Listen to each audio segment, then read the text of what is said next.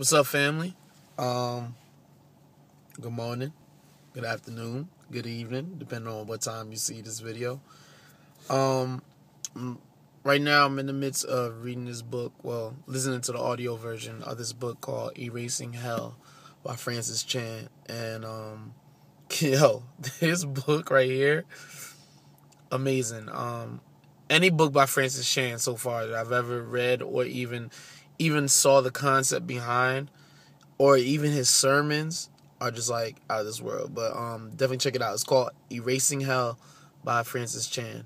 There's a couple YouTube videos where he kind of gives a synopsis as far as what the book is behind, and those videos actually what attracted me to the book, so I suggest you look them up too.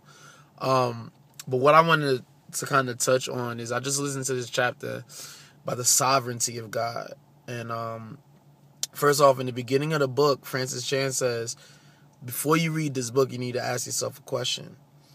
First, he asks, do you want to believe in the God who created a hell, who punishes those who don't believe in him, punishes those who doesn't love him? And and the thing I love about Francis Chan is that he's very transparent. And he said, because honestly, I don't want to believe in the God that created a hell, and the God who sentences eternal punishment to those who don't believe in him, those who don't love him. And then he asked the next question. He said, but that's not the question to ask. The question is, could you believe in a God who created a hell, who created a place of eternal punishment for those who don't love him? And I think that's the reality we have to grasp as believers, is how do we cope with the things of God that we don't understand or we don't necessarily agree with? And this chapter was dealing with a chapter that has become one of my most favorite chapters in the whole Bible, because it talks about an aspect of God that's not really talked about that much, especially nowadays, because we're being almost taught the opposite without really saying it. But it's talking about the sovereignty of God. And we have this song, Sovereign God, Marette Brown Clark, which is an amazing song. And it's almost as if we go and, being sovereign, him being sovereign means that God can do whatever he wants, whenever he wants, however he wants. And it's almost as if we only get to that reality, or we don't only admit this reality, as most of us, is when situations become too tough. And so it's almost like, whatever, God is God. But then when we battle and we wrestle with issues like reading through passages in the Old Testament where God would say, go to this town and kill all men, women, and children. Or reading about Noah's Ark, where God was displeased with the human race. So he put 8 people and some of these animals on his boat and flooded the rest of the world.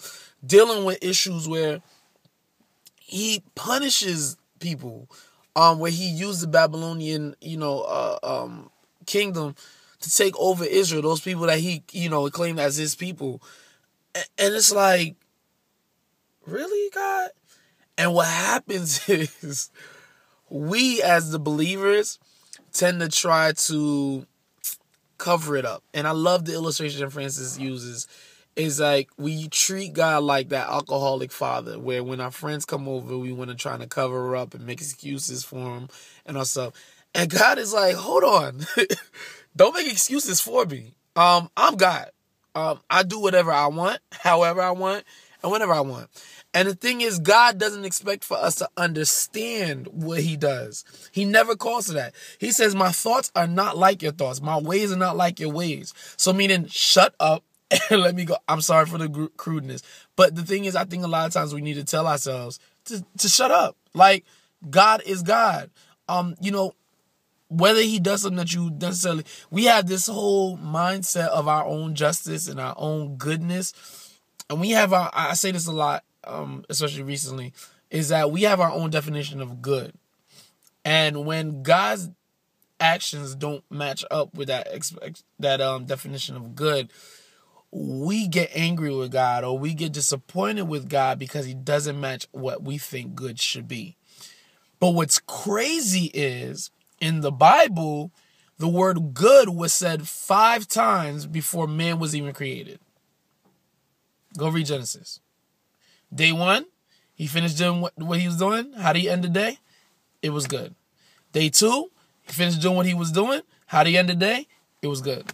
Day 3, remember, man wasn't made to the 6th. Day 3, he did what he did, and he said it was good. Day 4, he did what he did, and he said it was good. Day 5, he did what he did, and he said it was good. And then day 6, he decided to take the dust and make man. So then how can we hold him to a definition of a word that existed before we did? And it's like one of those things, and I'm not saying that as if it's something where Alan got it on point and Alan knows how to deal with it and he's just looking down on y'all, because it's something I wrestle with every single day. When somebody that's been in the faith and, you know, been doing great and, you know, or, you know, you deal with those people where they are just about to turn their life around and then all of a sudden they die. God, how could you? When you're doing everything right and everything falls through. God, how could you? You're in a relationship and you're loving the person and you're doing everything. You're making time. You're giving them quality time and then they turn around and cheat on you. God, how could you? And it's like, how could, not necessarily that God does those things. I'm not necessarily taking that position at all. But the fact of knowing that God is a God who is in control of everything and he at least allows it to happen. We look at God and say, God, how could you? But then God looks back at us and says, how could you? I'm running it. Paul uses this illustration in Romans 9 is, how can the clay say to the potter, why have you made me this way? Why have you done this? How dare the clay? We have people that have kids. The moment you tell your child to do something, your child turns around and says, why? You ready to pop them in the mouth. Now, you are human just like your child. You're made with flesh and blood just like your child. You were born in the same way that your child was born. It's only that you have more years on this earth than he or she does. So meaning that the only difference between you and them is time, meaning a couple, maybe 50, not even 50, that's too much, 20-something years. We are talking about the eternal God, the beginning, the ending, the Alpha and Omega, the ageless, the limitless, the endless God, sovereign God. So if we can get mad over 20 some odd years of the younger one questioning the older one, how dare we? How dare we question the eternal God? Think about the situation that you're going through right now that has you truthfully angry with God. Understand this before I even close this, that God understands this right here. Everything I just said, he understands it. He understands our wrestling with it. And guess what? He allows us to be real with them. At the end of the day, he allows us to be real with them. If you read through the Psalms, you see Psalms where it's a confusion towards God. God, why would you do this? God, you see it. In Lamentations, it talked about in a passage in there where Jeremiah is asking God and questioning God about his actions towards the Israelites.